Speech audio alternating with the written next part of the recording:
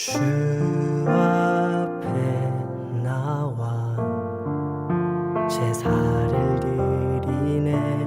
마음 열어 내 삶을 드리네. 주를 봅니다. 끝없는 사랑 날 회복시키네. 주 앞에 나와 제사를 드리네. 마음 열어 내 삶을 드리네. 주를 봅니다. 끝없는 사랑 날 회복시키네. 이제 눈 들어 주 보내. 그 능력 날 새롭게 해. 주님의 사랑 날 만지시니 내 모든 두려움 사라지네. 폭풍 속에도 주 붙들고 믿음으로 주와 건네. 갈보리 언덕 넘어 그 어느 날 주 안에 온전케 되리.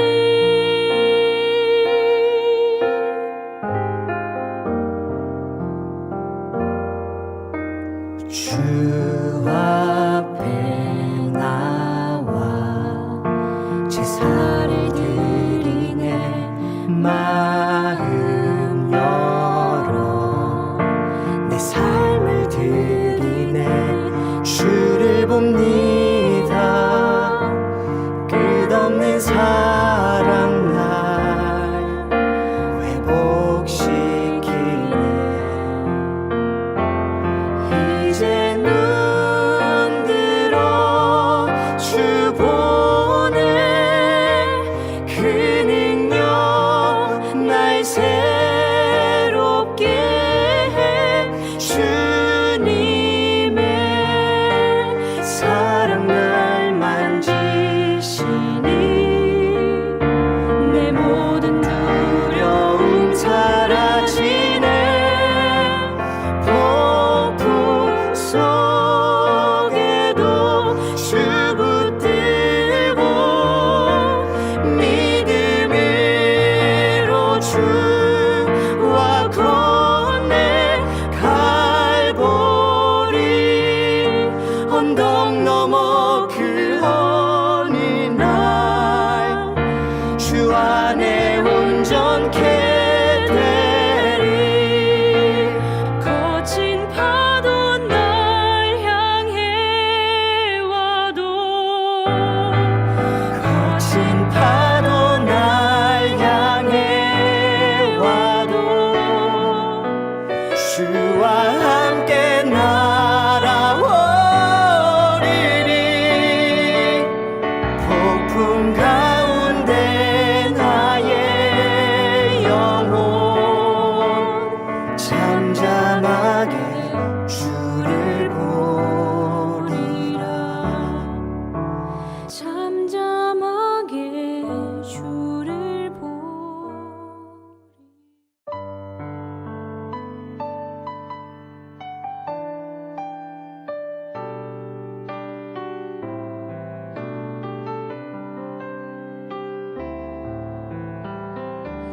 우리 보좌 앞에 모였네.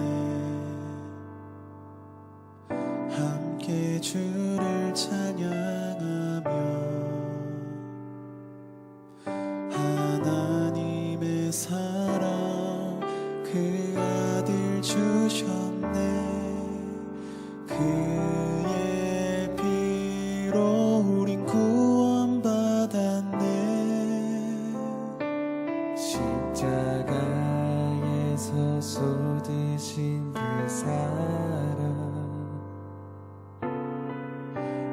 강같이 온 땅에 흘러 각 나라와 족속 백성 방언에서 구원받고 주 경배드리네.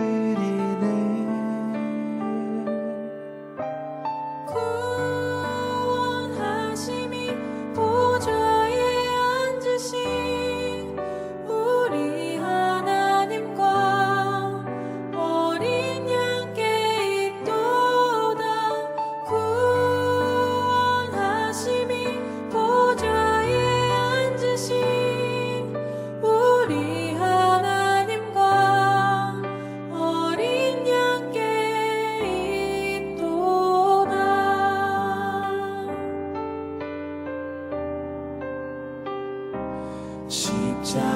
십자가에서 쏟으신 그 사랑 강같이 온 땅에 흘러 각 나라와 족속 백성 방언에서 구원받고 주 경배드리네. 구원하심이 보좌에 앉으신 우리 하나님과 어린 양께 있도다.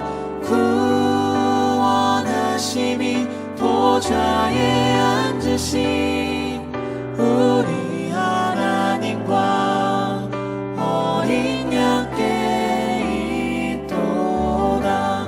영원 영원히 영원 영원히 영원 영원히 주님께 영원 영원히 영원 영원히 영원 영원히 주님께 영원 영원히 영원 영원히 영원 영원히 주님께 영원 영원히 영원 영원히 영원 영원히 어린 양께 있도. 구원하심이 보좌에 앉으신 우리 하나님과 어린 양께 있도다. 구원하심이 보좌에 앉으신 우리 하나님과 어린 양께 있도다. 2022년 5월 31일 FKBC 619 온전함 기도회에 오신 여러분들을 환영하고 축복합니다. 오늘 함께 묵상할 말씀은 고린도전서 13장 8절부터 13절까지입니다. 제가 봉독하도록 하겠습니다. 사랑은 언제까지나 떨어지지 아니하되 예언도 패하고 방언도 그치고 지식도 패하리라. 우리는 부분적으로 알고 부분적으로 예언하니 온전한 것이 올 때에는 부분적으로 하던 것이 패하리라. 내가 어렸을 때에는 말하는 것이 어린아이와 같고 깨닫는 것이 어린아이와 같고 생각하는 것이 어린아이와 같다가 장성한 사람이 되어서는 어린아이의 일을 버렸노라. 우리가 지금은 거울로 보는 것 같이 희미하나 그때에는 얼굴과 얼굴을 대하여 볼 것이요. 지금은 내가 부분적으로 아나 그때에는 주께서 나를 아신 것 같이 내가 온전히 알리라. 그런즉 믿음, 소망, 사랑 이 세 가지는 항상 있을 것인데 그 중에 제일은 사랑이라. 아멘. 우리가 함께 묵상하고 있는 고린도전서는 교회 내부의 갈등과 분쟁을 해결하고 교리적 질문에 대한 바울의 답변입니다. 그래서 나눈 오늘 말씀에는 교회에 정말 필요한 것이 무엇인지에 대해 바울은 언급하고 있습니다. 교회는 부름받고 모인 사람들이라는 의미를 가진 에클레시아라는 단어를 표현하고 있습니다.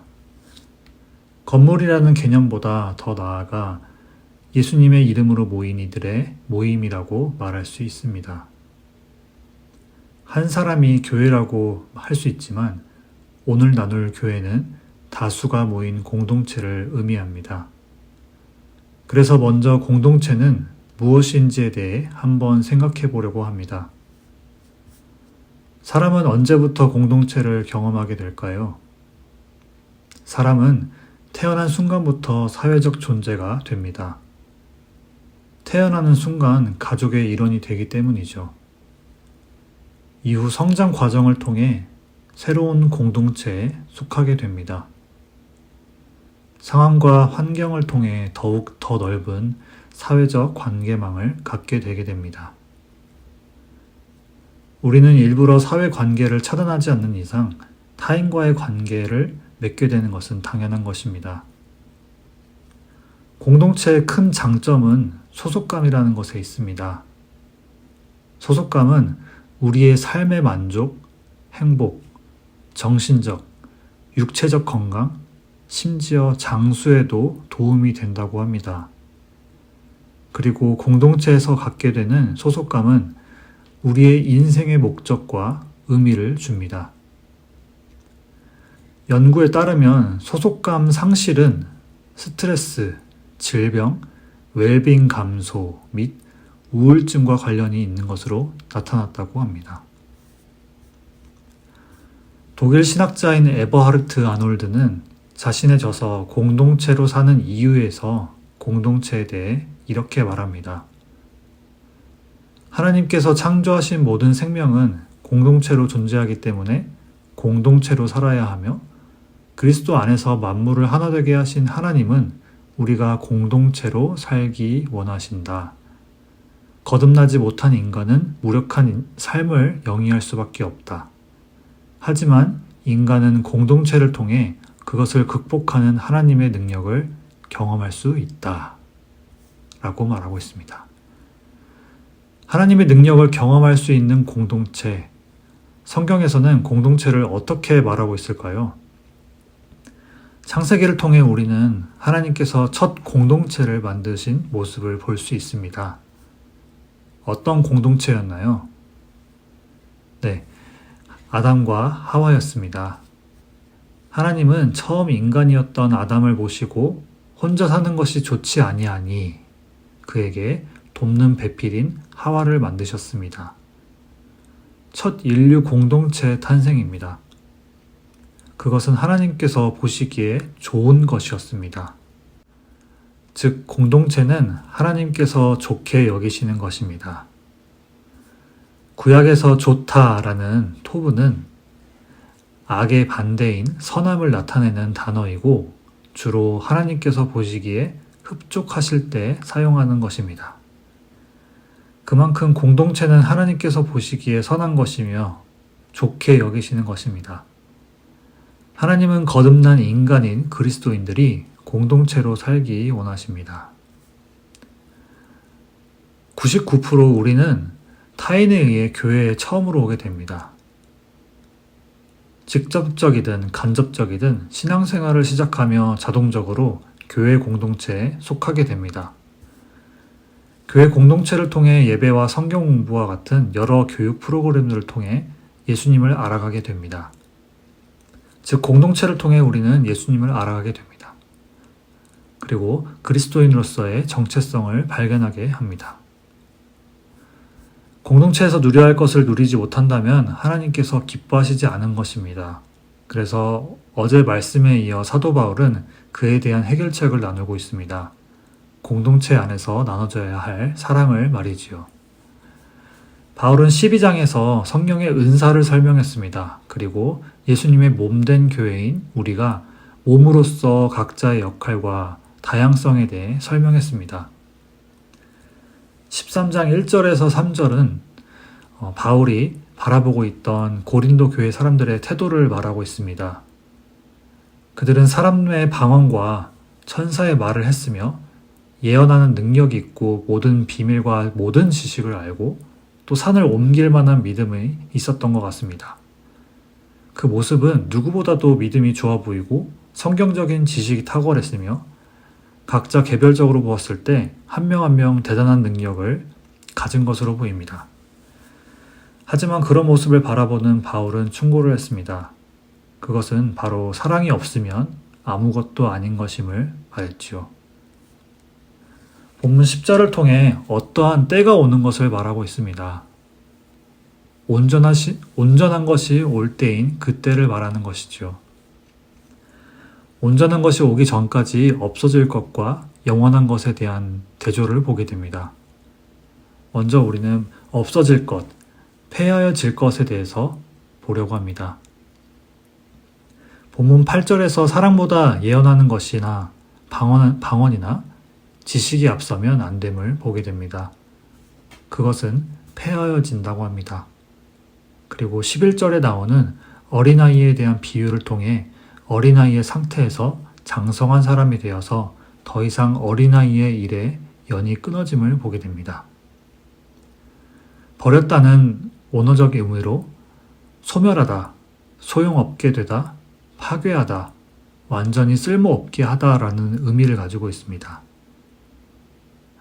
즉, 장성한 사람은 더 이상 어린아이와 같은 생각, 말, 행동을 하지 않는다는 것이죠. 그리고 12절에서 거울로 보는 것 같이 희미한 것에 비유를 하고 있습니다. 성경은 우리의 영적 상태를 비추어 볼 수 있게 하는 거울과도 같습니다. 우리는 거울을 봐야 내 얼굴에 묻은 때나 얼룩, 먼지들을 살펴볼 수 있지만 그것은 희미하고 부분적이라고 말하고 있습니다. 그렇다면 온전한 것은 무엇일까요? 그것은 아가페, 즉 하나님의 사랑입니다. 궁극적으로 더 나아가 하나님의 사랑을 경험해 온전해진 모습은 하나님의 형상으로 지어진 우리의 정체성 회복을 말하고 있습니다. 본문 11절에서 표현하는 중요한 성경적 표현이 있습니다. 그것은 얼굴과 얼굴을 대하여 본다는 것입니다. 구약의 소수의 사람들 외에는 하나님의 얼굴을 직접 본 사람이 없습니다. 시편과 선지서에서 나오는 얼굴과 얼굴을 대하여 본다라는 표현이 종종 나오기도 했는데 하나님의 얼굴을 볼 수 있는 사람은 누구일까요? 하나님의 얼굴은 죄가 있으면 하나님의 얼굴을 보는 순간 즉사하게 됩니다. 하나님은 거룩하신 분이시며 공의로우신 분이십니다. 그래서 하나님 앞에서는 어떠한 죄 하나도 허용이 되지 않는 것을 우리가 알 수 있습니다. 하지만 히브리서 10장 19절 말씀을 통해 우리는 예수님의 피로 하나님의 얼굴을 대면할 수 있게 되었다고 말하고 있습니다. 부분적으로 알고 쫓아 행해 나타난 우리의 죄악의 결과물들, 그 죄의 문제가 예수님의 십자가로 해결이 되었습니다. 썩어질 것을 알아보지도 못하고 추구했지만 예수님의 부활하심으로 영원한 생명을 알게 하셨습니다. 희미하게 보았던 그 진리를 성령의 조명하심으로 보고 깨닫게 하신, 그리고 예수님을 닮도록 삶을 인도하신 그 은혜로 우리는 하나님을 직접 대면할 수 있게 되었습니다. 얼굴을 대면하여 본다, 이것은 히브리어로 파님 엘 파님이라고 합니다. 이것은 하나님의 얼굴을 대면하여 보다라는 의미를 가지고 있습니다. 마치 신랑과 신부가 결혼식을 하여 은밀한 신방에 들어가 신랑이 신부의 베일을 거두어 신랑과 신부가 얼굴을 직접 보는 모습을 연상하게 합니다. 그리스도의 신부로서 내 사랑하는 자야, 어여쁜 자야라고 인정을 받는 모습과도 같지요. 그리스도의 신부는 성경에서 하나님의 백성을 말하며 구원받은 자의 상징을 하고 있습니다. 하나님의 얼굴을 맞대어 보는 것은 구원받은 자만이 누릴 수 있는 축복입니다. 그 축복에는 세상에서 줄 수 없는 평안함, 자유함, 사랑을 느낄 수 있습니다. 어떠한 세상적인 것으로도 하나님의 사랑을 표현할 수도 따라할 수도 없으며 대체할 수도 없습니다. 오늘 바울이 말하듯이 패하여질 것, 부분적인 것, 어린아이와 같은 것, 희미한 것. 우리는 완전한 것을 추구하지 않았기에 세상의 것을 따라 살았습니다. 세상의 구조와 시스템을 하나님의 교회 안에 가지고 들어오려고 했습니다. 그래서 남과 비교하여 나를 미워했고, 그리고 주의 몸된 지체인 지체들을 미워하고 시기하고 내가 높아지려는 우월감을 가지려고 했습니다. 때로는 정복감을 가지고 주의 몸된 지체로 여기지 않기도 했습니다. 그것은 그리스도가 머리가 되시는 것이 아니라 내가 머리가 되는 것이었습니다. 바울은 그런 고린도 교회의 모습을 바라보며 그리고 하나님의 사랑이 없는 지금 우리의 시대를 바라보며 하나님의 몸된 교회 공동체가 하나님의 사랑으로 회복되어야 함을 말하고 있는 것입니다. 많은 믿음의 거장들은 성경을 하나의 단어로 이렇게 표현합니다. 하나님의 러브레터. 성경은 예수님에 대해 기록한 것입니다. 예수님을 통해 우리는 하나님의 완전한 사랑을 알게 되었습니다. 예수님을 닮기 원하는 그리스도인들, 즉 예수님을 믿는 자에게 사랑은 신앙의 정수입니다. 그리스도인은 하나님의 율법과 계명만 지킨다고 되는 것이 아니라 하나님의 사랑을 실천해야 함을 알게 됩니다. 하나님의 사랑을 어떻게 실천해야 할까요? 하나님의 사랑은 먼저 내가 하나님께 시선을 향하는 것입니다.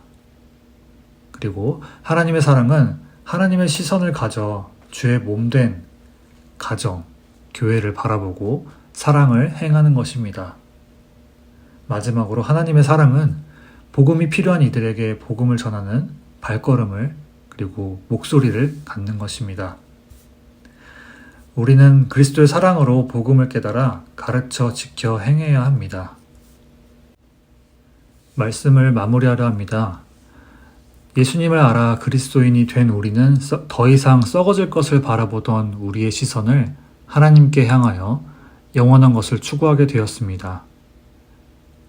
우리가 구할 것은 몸된 교회를 사랑이 없는 행위를 하지 않도록 분별함을 구해야 합니다.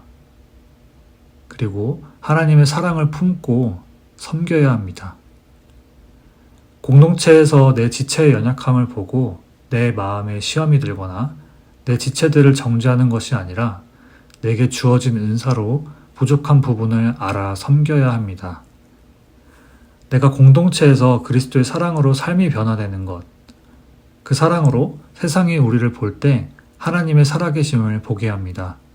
그리고 그들이 복음에 관심을 갖게 합니다. 이 모든 것이 하나님의 크신 계획 안에 있는 것을 우리가 알아야 합니다. 하나님의 나라를 하나님께서 직접 이뤄가시는 하나님의 사역입니다. 우리가 구할 것은 우리 안에 가장 중요한 것, 하나님의 사랑을 깨닫기를 구하는 것입니다. 그리고 하나님의 사랑에 충만하여서 우리가 서로 그 사랑을 나누게 해달라고 간구하는 것입니다. 그런 하나님의 사랑을 구하며 실천하는 오늘 하루가 되시기를 축복합니다. 우리 이 시간 들은 말씀을 기억하고 같이 기도하기 원합니다. 먼저는 예수님을 통해 보여주신 하나님의 사랑을 깨닫게 해달라고 기도하시겠습니다. 그리고 하나님의 사랑을 알아 주의 몸된 교회를 사랑할 수 있도록 마지막으로 하나님의 사랑을 가지고 그 사랑이 필요한 곳에 전하게 해달라고 이 시간 같이 기도하시겠습니다.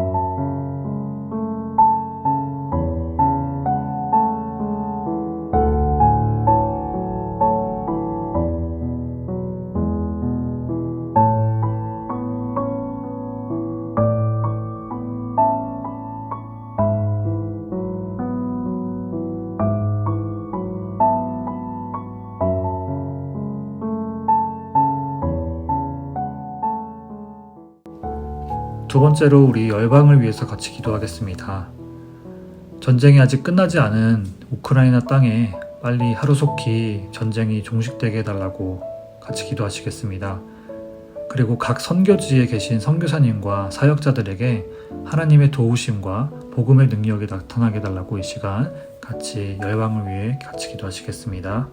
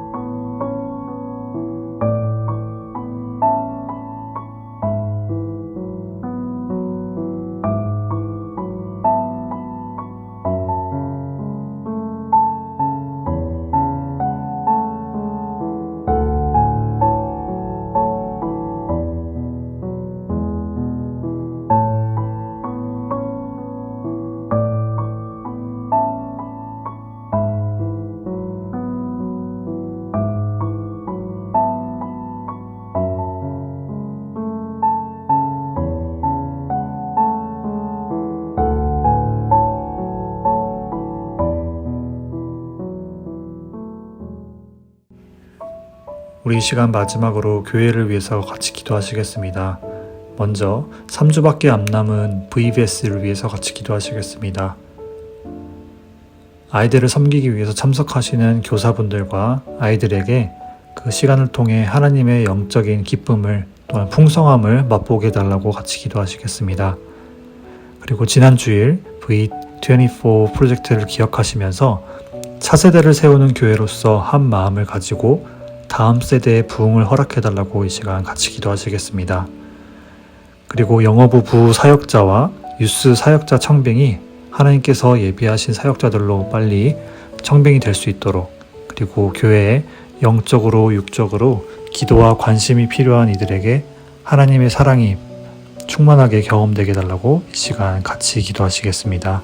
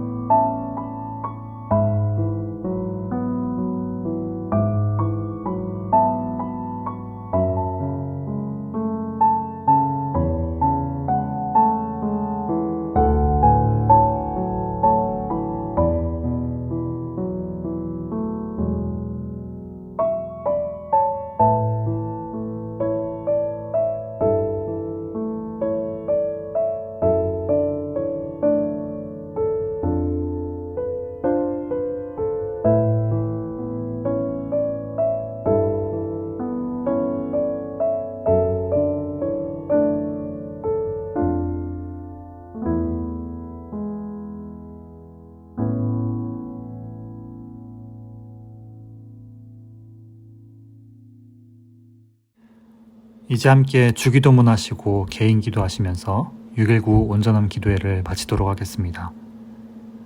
하늘에 계신 우리 아버지여, 이름이 거룩히 여김을 받으시오며 나라가 임하시오며 뜻이 하늘에서 이루어진 것 같이 땅에서도 이루어지이다. 오늘 우리에게 일용할 양식을 주시옵고 우리가 우리에게 죄 지은 자를 사하여 준 것 같이 우리의 죄를 사하여 주시옵고 우리를 시험에 들게 하지 마시옵고 다만 악에서 구하시옵소서. 나라와 권세와 영광이 아버지께 영원히 있사옵나이다. 아멘.